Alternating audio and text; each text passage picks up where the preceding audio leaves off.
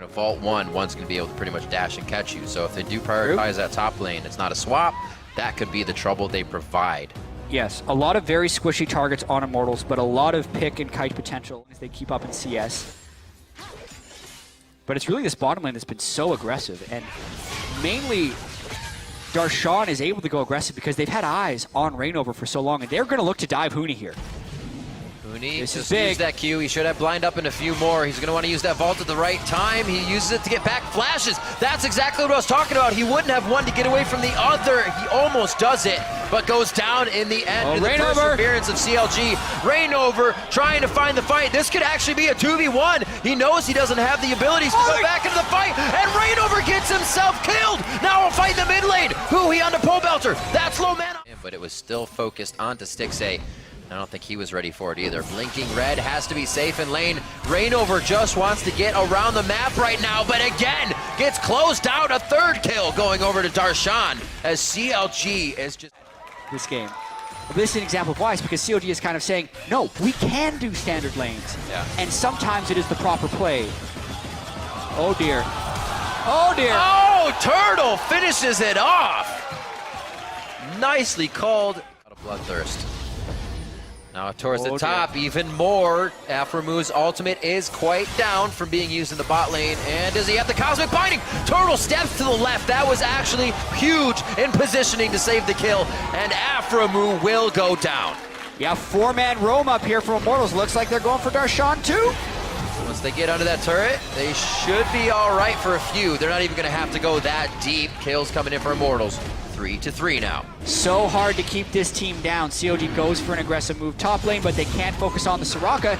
Everyone gets healed back up to full, and they turn the fight around. Now they get the turret. Complete hold on the game.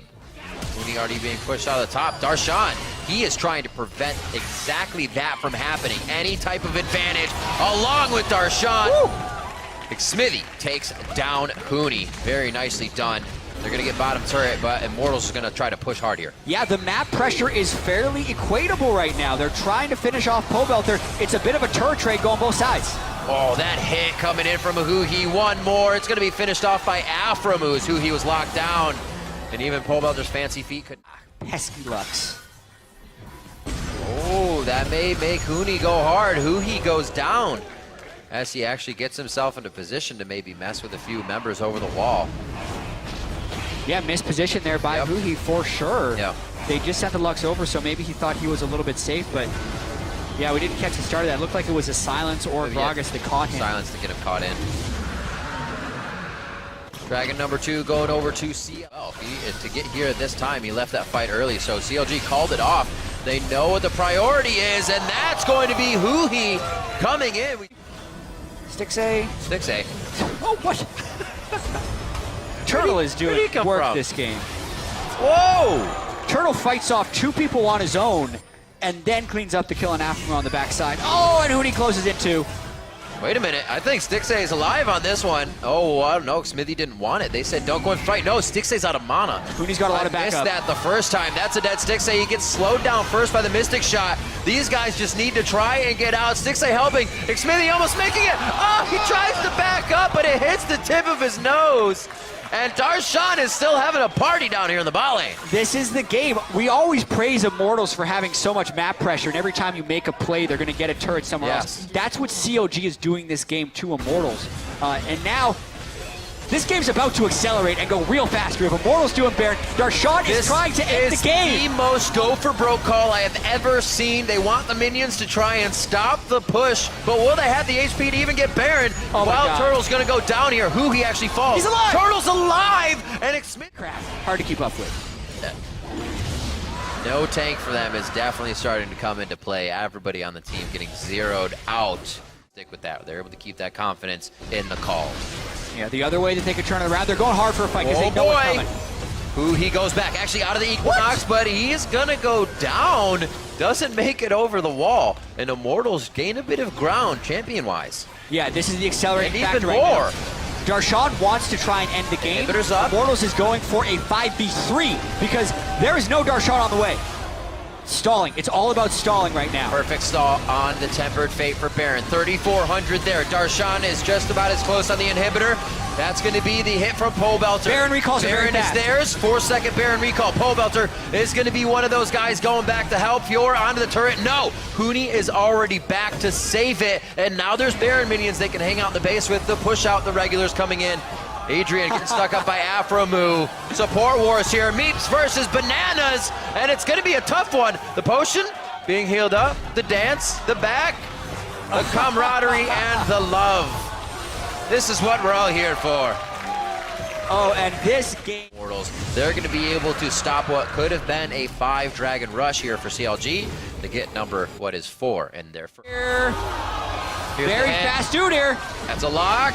After the fall, Mercurial Scimitar goes down. Huni is dead. The speed, the plays of Counter Logic Gaming to go cross the... Going to be very tough. They have now, they're organizing and conversation what to do on Immortal's side. It has to be the right one, as I said. Huni has already backed off. He doesn't even want to engage within range of these two members. He cannot survive this. He cannot stop them without help because he's already used his QSS. We're on to the Nexus. There's no Baron to have the backs in. CLG calls the audible on what was a 3-man Baron play, but was it the right call? Turtle gets back in time. The Nexus stays alive, and we're up to 60 seconds on timers. We knew Huni couldn't stop. Number 2, basically getting themselves off the Iron Lung here, but still on it because that Nexus is wide open. If they can keep this push very far out, and somebody hanging back. I don't know, how do you even defend this now? Yeah, well, they know Huhi and Darshan are dead, and Wild Turtle kills Baron so fast. So Immortals is still going for Baron. The way they can defend is if they can secure this Baron, because that buys them more time. Oh, Smithy, the time buyer of all time buyers. Can he do it? He's in there. It's the smite fight, 50-50. He steals it, and Counter Logic Gaming is very much still in it. Maybe on the path to victory with a follow-up fight.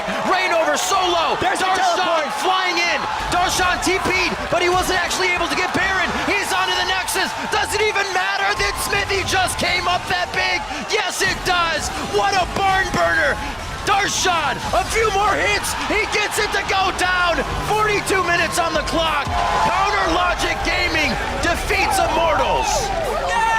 The undefeated split is not to be, as Counter Logic Gaming, with a crazy ending. If that smite doesn't go through, Immortals gets empowered recall and can come back and stop him. They're back.